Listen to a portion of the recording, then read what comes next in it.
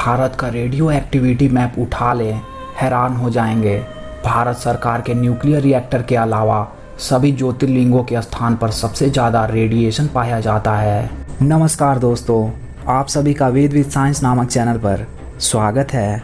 अगर आपने अभी तक हमारे चैनल को सब्सक्राइब नहीं किया है तो देर किस बात की, चैनल को अवश्य सब्सक्राइब करें और बेल आइकन को जरूर दबाएं ताकि ऐसी ही खास लेटेस्ट अपडेटेड वीडियोस आपको जानने और सुनने को मिलती रहे। शिवलिंग और कुछ नहीं बल्कि न्यूक्लियर रिएक्टर ही तो है, तभी तो उन पर जल चढ़ाया जाता है ताकि वह शांत रहें।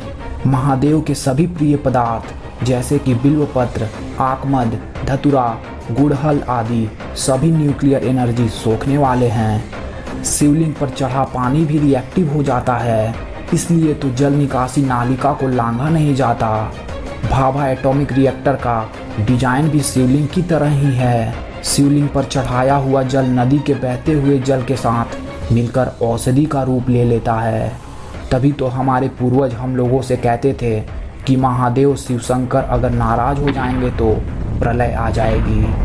ध्यान दें कि हमारी परंपराओं के पीछे कितना गहन विज्ञान छिपा हुआ है। जिस संस्कृति की कोख से हमने जन्म लिया वो तो चिर सनातन है। विज्ञान को परंपराओं का जामा इसलिए पहनाया गया है ताकि वह प्रचलन बन जाए और हम भारतवासी सदा वैज्ञानिक जीवन जीते रहें। आपको यह जानकर आश्चर्य होगा कि भारत में ऐसे महत्वपूर्ण शिव मंदिर हैं जो केदारनाथ से लेकर रामेश्वरम तक एक ही सीधी रेखा में बनाए गए हैं। आश्चर्य है कि हमारे पूर्वजों के पास ऐसा कैसा विज्ञान और तकनीक था जिसे हम आज तक समझ ही नहीं पाए। उत्तराखंड का केदारनाथ, तेलंगाना का कालेश्वरम, आंध्र प्रदेश का कालहस्ती, तमिलनाडु का एकम्बरेश्वर, चिदम्बरम और अंततः रामेश्वरम मंदिरों को 79 डिग्री ईस्ट 4154 लॉन्गिट्यूड की भौगोलिक सीधी रेखा में बनाया गया है। यह सारे मंदिर प्रकृति के 5 तत्वों में लिंग की अभिव्यक्ति का प्रतिनिधित्व करते हैं, जिसे हम आम भाषा में पंचभूत कहते हैं। पंचभूत यानी पृथ्वी, जल, अग्नि, वायु और अंतरिक्ष।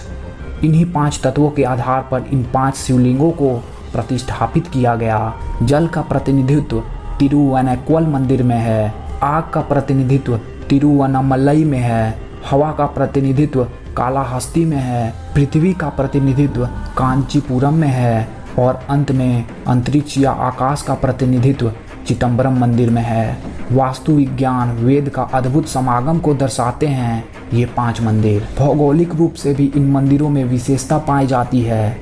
इन 5 मंदिरों को योग विज्ञान के अनुसार बनाया गया है और इस दूसरे के साथ एक निश्चित भौगोलिक संरेखन में रखा गया है।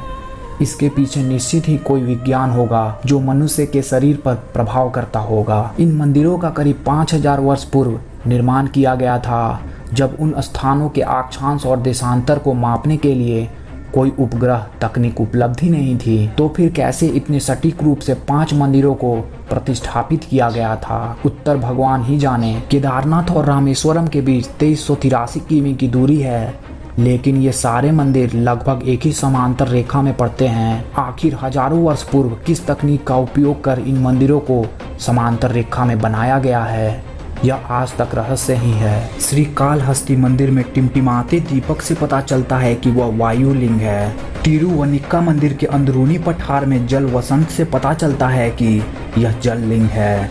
अनमलाई पहाड़ी पर विशाल दीपक से पता चलता है कि वह अग्निलिंग है। कंचीपुरम के रेत के स्वयंभू लिंग से पता चलता है कि वह पृथ्वी लिंग है। और चिदम्बरम की निराकार अवस्था से भगवान की निराकारता यानी आकाश तत्व का पता लगता है। अब यह आश्चर्य की बात नहीं तो और क्या है कि ब्रह्मांड के 5 तत्वों का प्रतिनिधित्व करने वाले 5 लिंगों को एक समान रेखा में सदियों पूर्व ही प्रतिष्ठापित कर दिया गया था। हमें हमारे पूर्वजों के ज्ञान और बुद्धिमत्ता पर गर्व होना चाहिए कि उनके पास ऐसी विज्ञान और तकनीकी थी जिसे आधुनिक विज्ञान भी नहीं भेद पाया है। माना जाता है कि केवल यह 5 मंदिर ही नहीं अपितु इसी रेखा में अनेक मंदिर होंगे जो केदारनाथ से रामेश्वरम तक सीधी रेखा में पड़ते हैं। इस रेखा को शिव शक्ति अक्षरेखा भी कहा जाता है। संभवतः यह सारे मंदिर कैलाश को ध्यान में रखते हुए बनाए गए हैं, जो 81.3119 डिग्री ईस्ट में पड़ता है। कमाल की बात है, महाकाल से शिव ज्योतिर्लिंगों के बीच कैसा संबंध है। उज्जैन से शेष ज्योतिर्लिंगों की दूरी भी रोचक है। उज्जैन से सोमनाथ 777 किलोमीटर, उज्जैन से ओंकारेश्वर 111 किलोमीटर, उज्जैन से भीमाशंकर 666 किलोमीटर, उज्जैन से काशी विश्वनाथ 999 किलोमीटर, उज्जैन से मल्लिकार्जुन 999 किलोमीटर, उज्जैन से केदारनाथ 888 किलोमीटर, उज्जैन से त्र्यंबकेश्वर 555 किलोमीटर, उज्जैन से बैजनाथ 999 किलोमीटर, उज्जैन से रामेश्वरम 1999 किलोमीटर, उज्जैन से घृष्णेश्वर 555 किलोमीटर। हिंदू धर्म में कुछ भी बिना कारण के नहीं होता।